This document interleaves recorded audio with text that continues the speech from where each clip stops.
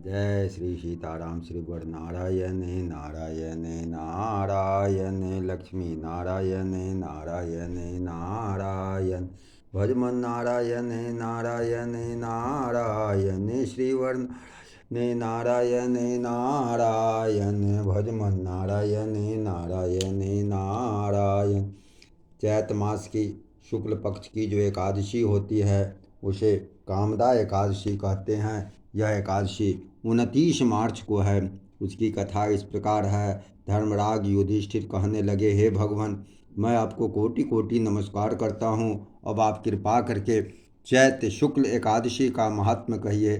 भगवान श्री कृष्ण कहने लगे, हे धर्मराज, यही प्रश्न एक समय राजा दिलीप ने गुरु वशिष्ठ जी से किया था और जो समाधान उन्होंने किया वो सब मैं तुमसे कहता हूँ।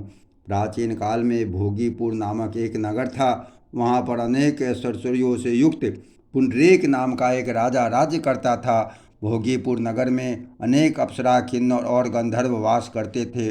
उनमें से एक ललिता और ललित नाम की दो स्त्री पुरुष अत्यंत वैभवशाली घर में निवास करते थे। उन दोनों में अत्यंत स्नेह था, यहाँ तक कि अलग अलग हो जाने पर दोनों व्याकुल हो जाते थे। एक समय पुंडरीक की सभा में अन्य गंधर्वों के सहित ललित भी गान कर रहा था। गाते गाते उसकी अपनी प्रिय ललिता का ध्यान आ गया और उसके ध्यान में स्वर भंग होने के कारण गाने का स्वरूप बिगड़ गया। ललित के मन के भाव जानकर करकोट नाम के नाग ने पदभंग होने का कारण राजा से कह दिया। तब पुंडरीक ने क्रोधपूर्वक कहा कि तू मेरे सामने गाता हुआ अपनी स्त्री का स्मरण कर रहा है, अतः तू कच्चा मांस और मनुष्यों को खाने वाला राक्षस बनकर अपने किए कर्म का फल भोग। पुंडरीक के श्राप से ललित उसी क्षण महाकाय विकराल राक्षस हो गया।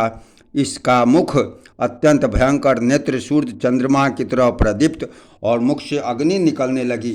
उसकी नाक पर्वत की कंदरा के समान विशाल हो गई और गर्दन पर्वत के समान लगने लगा।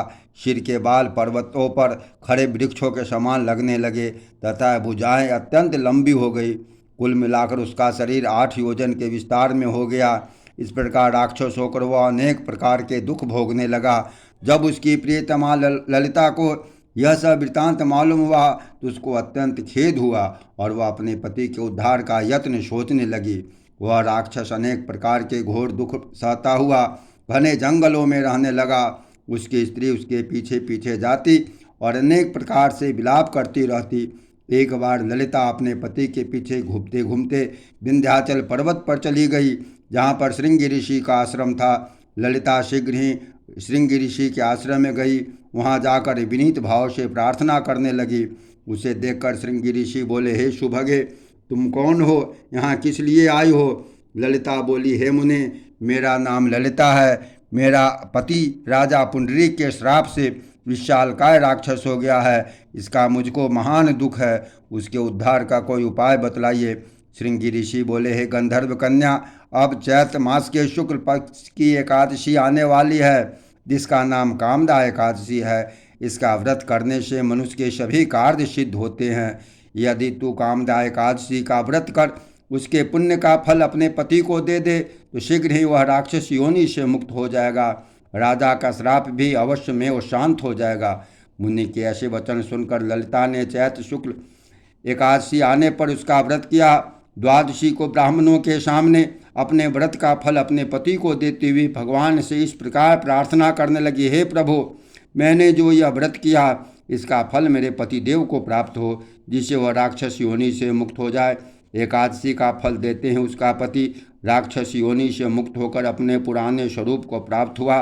फिर अनेक सुंदर वस्त्र आभूषणों से युक्त होकर ललिता के साथ विहार करने लगा। उसके पश्चात वे दोनों विमान में बैठकर स्वर्गलोक को चले गए।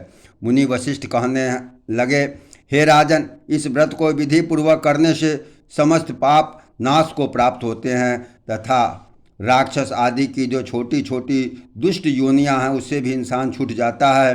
संसार में इसके बराबर कोई दूसरा व्रत नहीं है। इसकी कथा पढ़ने या सुनने से वाजपेयी यज्ञ का फल प्राप्त होता है। प्रेम से बोलिए एकादशी महात्म्य की जय। जय जय श्री सीताराम।